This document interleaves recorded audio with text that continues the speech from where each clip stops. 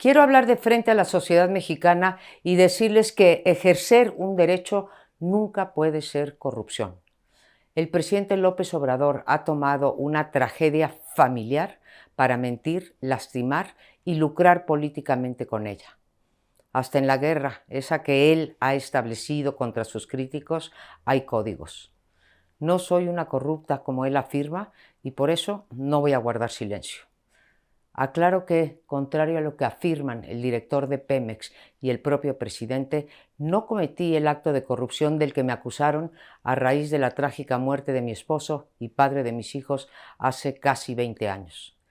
La acusación en mi contra se basa en un dicho que el presidente expone en su libro Gracias y que ha repetido una y otra vez en su conferencia matutina en los últimos días.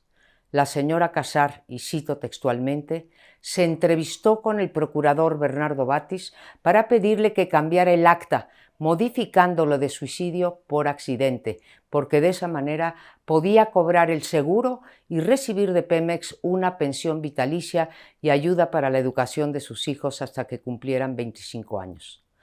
No fue el caso. El propio Batis ha declarado que no me conoce personalmente y que no recuerda nunca haberse reunido conmigo. Si tal cosa hubiese ocurrido, como escribe el presidente, tanto el entonces jefe de gobierno del Distrito Federal, el propio Andrés Manuel López Obrador, como su procurador, debieron haberme denunciado o al menos haberse negado a cometer tal ilegalidad. Despejada esa mentira, ahora ya no me acusan de haber pedido la alteración de un documento oficial, sino de cobrar la pensión de viudez. En efecto, la he cobrado desde hace 19 años y repito, ejercer un derecho no es corrupción.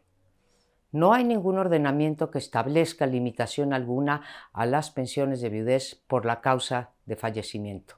Lo que sí es una violación a la legalidad es acusar a una ciudadana en la mañanera en lugar de hacerlo por las vías institucionales y posteriormente publicar en el sitio oficial del gobierno documentos con información personal mía y de mis hijos que ni siquiera tienen que ver con sus acusaciones. Ello es una violación flagrante a la ley de datos personales y al derecho a la privacidad. Falso que con la acusación que se hace en contra mía se intente combatir la corrupción. El presidente prefirió la hoguera mediática sin pruebas que los cauces legales. Sí, el presidente. Repito, con un caso particularmente doloroso, trataron de desprestigiarnos y amedrentarnos a mí, a mi familia y a Mexicanos contra la corrupción y la impunidad. ¿Por qué? Porque hemos denunciado con evidencia en la mano cientos de actos de corrupción sin importar quién los haya cometido.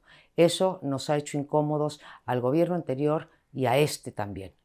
La conducta del presidente revela algo mucho más grave, algo que debería preocuparnos a todas las mexicanas y mexicanos, el abuso de poder y la persecución política contra quienes nos atrevemos a vigilar las acciones de los gobiernos y a ejercer la libertad de expresión, esa que ha tratado durante todo el sexenio de inhibir.